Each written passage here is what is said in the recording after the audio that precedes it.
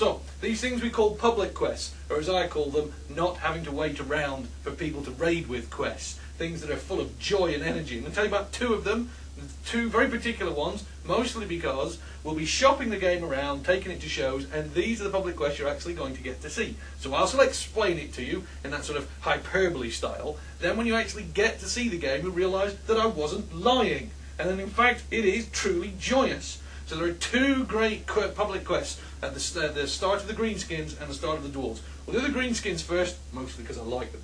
The thing about the Greenskins, right, is their area starts with this enormous lock. It's a big gate with water behind it. And it's got dwarves in it. You know what orcs are like. They want to fight, they want to fight, they want to fight, they want to fight. So they're desperate to fight the dwarves. The dwarves, on the other hand, realise that if they go out there, they could be in a bit of trouble. And they need to make sure that they're defended and they're looked after. So what the orcs are going to figure out is how to get the dwarves out.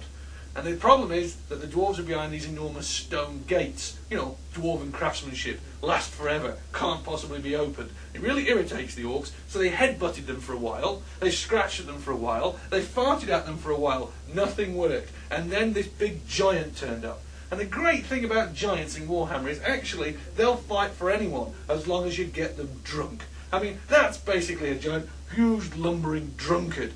So, the giant's there and he's bumbling around and he's got these squigs. You know how great squigs are. And they're bouncing around his feet and they're irritating him. So you kill the squigs and get rid of those. And then you have to get the giant drunk, find the barrels of beer, pour them down his throat until he's absolutely smashed off his face.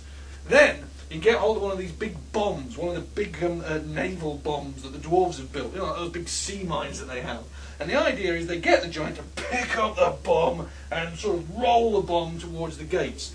The trouble is, the orcs can't really explain to the giant what the bomb is, and the giant's so drunk by this stage, he's got no idea what he wants him to do. So you can imagine, these orcs are there going, "Come on now, big lad, pick up the big bomby thing, the big round stuff what go boom."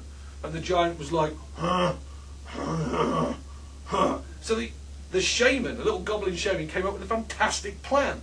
He got together with a little squig herder, and they go over to the big mine, and they paint it as though it's a great big squig. And so it's this big orange squig with teeth and eyes, and it's sort of sitting there. And when they get the giant really drunk, they go, "Oi, big lad, pick up the big squig." And then the giant goes, "Ooh, I can pick up the big squig." And our animators did a great job. I mean, he actually picks it up, rolls it onto his belly, just like a fat person really carrying stuff. It's awesome. And it waddles about with the big mine, and goes over to this like enormous bridge that you can't get onto, and sort of rolls it down there. It blows up. Well, obviously, that drives the dwarves completely mental. And they come storming out. And they don't just come out in a few of them, no.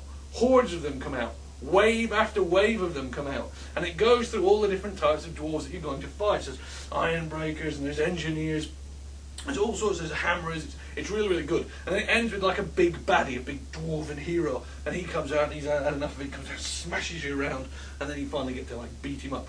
Meanwhile, the dwarves basically figure out how to close the gates again, and the whole thing cycles around and restarts. The beauty of this public quest is you can arrive in any stage and have a right good laugh and kill stunties and see a big fat drunk man pick up an enormous bomb painted like a squig. I mean, how great is that? And you'll be able to play it. But that's not all. We'll also have the Dwarven Public Quest. Now, the Dwarven Public Quest is not the sort of shameless comic gaggery that we just did for Greenskins. No, no, no, no. This one builds on the actual idea and concepts interwoven within Warhammer, while still having mindless violence at its core. This is all about a dwarven area. It's got a big dwarf engineer, and he lost his wife, Helga, brave Helga, killed by Greenskins. Who else?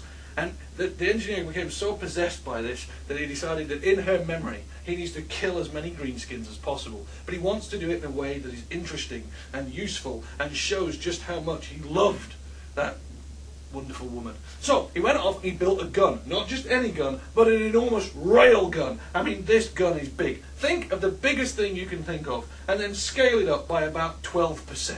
I mean, it's enormous. It's got this big row of cannonballs outside it. Some have got dwarven runes on. One of them's got like a squig herder chained to it, and it's very, very silly. The gun is so big that it fires so far that you can't actually see where it's targeted. There's like an enormous valley, and there's this haze, and so the dwarves are stuck with this problem. They've got this enormous gun, but they've got no way of sighting it.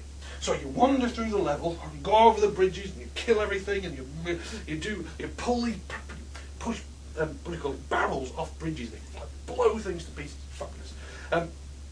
You then find your way all the way to the other side through the haze, and then you've got to kill loads and loads of these orcs who have got this enormous boss. This boss is mega hard. He's a rank 40. He's the sort of guy who, if he actually came down off his big mega war perch, he'd slaughter everyone. And there's no way you can kill him. So you wander in there, kill a load of his lads, and then you find these barrels of gunpowder, you collect all those. While you're doing that, he keeps sending down bigger and bigger lads, and you realise sooner or later he's going to come down. And when he comes down, you're all dead. But you've got dwarven technology on your side. Get enough of these barrels, kill enough of these guys, and these dwarven engineers run into the middle of the encampment, and they set up this big signal flare using the rune of accuracy, and it goes whoosh, flies way up into the sky, 40, 50 feet, and then explodes, making this beautiful dwarven rune, perfect in geometric detail, I can tell you. And then if you're way over at Helga, you can see this big rune go ba-ba-da-ba-ba-da-bam, and then Helga trundles into life, big operatic movements. It's great. You should actually stay and watch Helga fire. She's marvellous. And then there's this guy called Crossmire. He did all the special effects for Helga. She rocks. And then way over where the rune went up, you hear this whistling. It's sort of like World War II doodlebug thing. You sort of hear this, and then it hits, and an entire mountainside collapses. I'm talking the cloud of smoke, the rings, it's a tremendous sight to see. And you know what makes you feel proud being a dwarf? I mean, you might be small, you might have a dirty beard, you might have no gold, but by hell, you can blow up half a mountain and drop it on a big orc boss. I mean, how cool's that? So, public quests, they're not just a good idea, they're actually fabulously well realised. That's it for this month. Stay tuned for more podcasts. See them first in the Warhammer Online Age of Reckoning newsletter.